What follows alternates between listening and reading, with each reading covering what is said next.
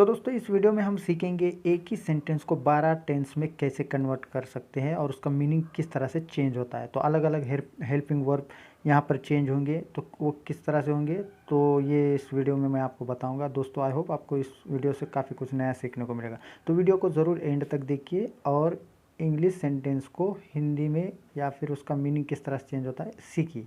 तो दोस्तों हम प्रेजेंट टेंस से शुरू करेंगे। तो मैं एक सेंटेंस लेता हूँ यहाँ पर, आई लर्न इंग्लिश। ये सिंपल प्रेजेंट है और इस आई लर्न इंग्लिश का मतलब होता है मैं इंग्लिश सीखता हूँ।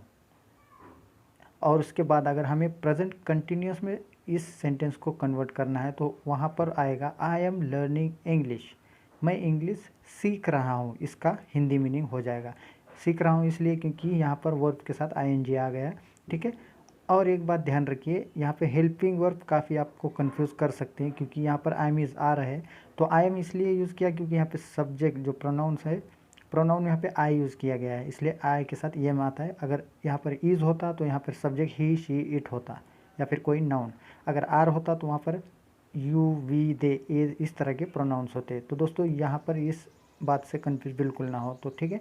तो ये था प्रेजेंट कंटिन्यूस। अब नेक्स्ट बढ़ते हैं प्रेजेंट परफेक्ट की तरफ। अभी इसी सेंटेंस को प्रेजेंट परफेक्ट में कैसे बोला जा सकता है, आई हैव लर्न इंग्लिश।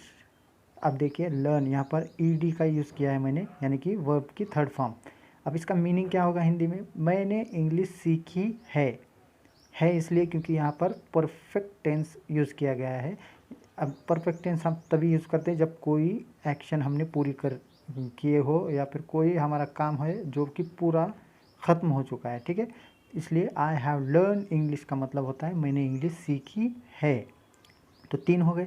तो नेक्स्ट अभी फाइनल प्रेजेंट टेंस होता है present perfect continuous.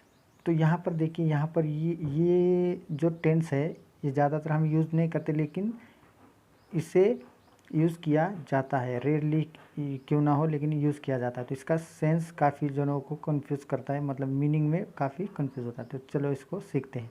I have been learning English, ये प्रेजेंट परफेक्ट कंटिन्यूअस का फॉर्म है। तो यहाँ पर देखिए आई के बाद हैव बीन यहाँ पर आया है, फिर उसके बाद आईएनजी भी लगा है वर्ब के साथ, और इंग्लिश। इसका मतलब होता है, अब देखिए ये एक्शन किस तरह से यूज़ किया जाता है। कोई एक्शन है जो कि पास्ट में शुरू हो चुकी है, वो अभी प्रेजेंट में भी चालू है, मतलब स्टार्ट है, और फ्यूचर में भी वो कंटिन्यू रहने वाली है। जैसे कि आप अगर कॉलेज में सीख रहे हैं किसी भी, ठीक है, तो आप यहाँ पर वो टेंस यूज़ कर सकते थे। जैसे कि I have been learning English, मैं इंग्लिश सीखता आ रहा हूँ, या फिर मैं इंग्लिश सीख रहा हूँ काफ़ी दिनों से। इस तरह के सेंस में यूज़ किया जाता है, ठीक है।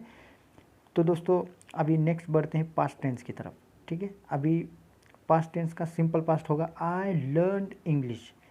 अभी ध्यान से देखिए, सिंपल प्रेजेंट में आई लर्न इंग्लिश है, वहाँ पर ईडी का यूज़ नहीं किया गया, लेकिन पास्ट सिंपल पास्ट जो है वहाँ पर वर्ब की सेकेंड फॉर्म कंपलसरी यूज़ की जाती है, ठीक है। आई लर्नड इंग्लिश का मतलब होता है मैंने इंग्लिश सीखी।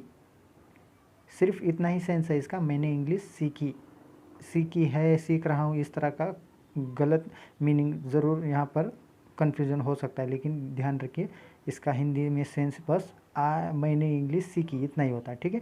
तो अभी कंटिन्यूस पास्ट की तरफ बढ़ते हैं। आई वॉज लर्निंग इंग्लिश, मैं इंग्लिश सीख रहा था। क्यों था, इसलिए क्योंकि ये पास्ट टेंस है, हम पास्ट की बात कर रहे हैं, ठीक है। I was learning English. अभी पास्ट परफेक्ट कैसे बनेगा, आई हैड लर्नड इंग्लिश। अब पास्ट में कोई एक्शन आपने पूरी कर दी है, कंप्लीट है, तो उसको हैड से मतलब यूज़ किया जाता है। आई हैड लर्न इंग्लिश का मतलब होता है मैंने इंग्लिश सीखी थी, उसने इंग्लिश सीखी थी, हमने इंग्लिश सीखी थी। यहाँ पे प्रोनाउंस के हिसाब से ये सेंस चेंज होगा, ठीक है।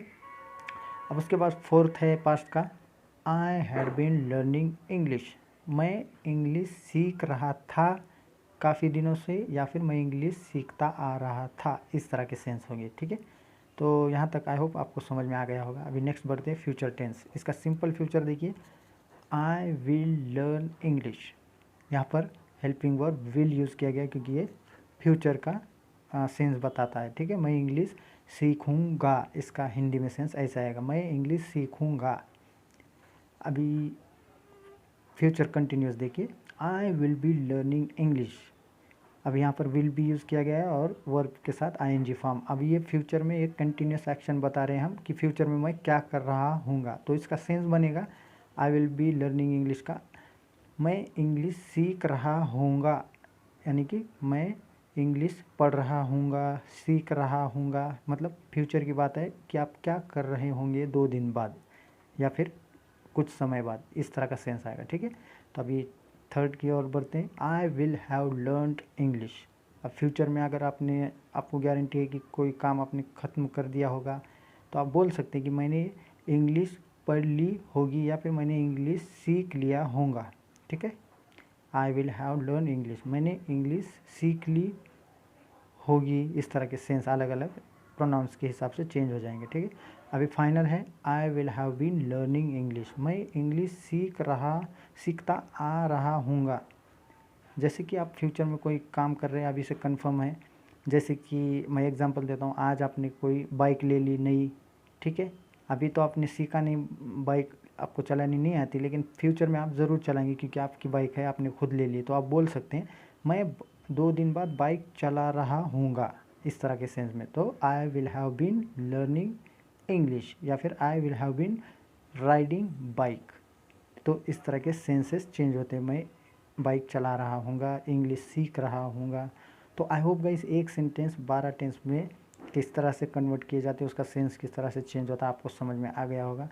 क्योंकि कई बार ऐसा होता है कि हमें स्ट्रक्चर याद रह जाते हैं, लेकिन उसका यूज़ करने के बावजूद हमें पता नहीं होता कि इसका सेंस कौन सा सेंस है। हम तो इससे स्ट्रक्चर को याद कर लीजिए और यूज़ करना सीखिए, और क्योंकि जो भी सेंटेंस आप लिखेंगे वो आपको उसका मीनिंग पता होना चाहिए, किस सेंस में बात कर रहे हैं। तो आई होप गाइज आपको इस वीडियो से सीखने को मिला होगा। चाहिए तो मेरे वीडियो को देखते रहिए और चैनल को सब्सक्राइब ज़रूर करिए। तो have a good time guys, thank you very much.